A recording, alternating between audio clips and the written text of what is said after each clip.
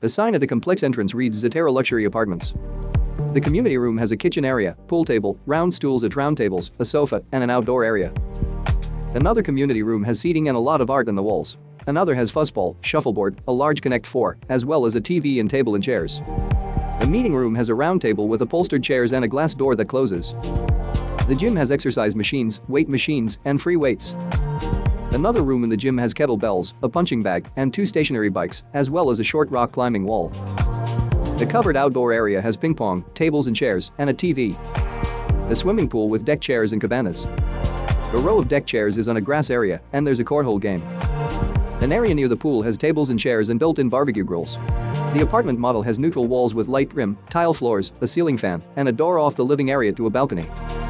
The kitchen has wood cabinets with light stone-inspired counters, chrome-colored appliances. A laundry room with full-size machines and built-in shelves. A bedroom with neutral carpet, ceiling fan, and a door to the balcony. A bathroom has a full tub and shower unit.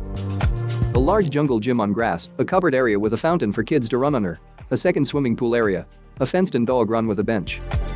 Text: Chandler Fashion Center, 5.5 miles away. Downtown Chandler, 3 miles away.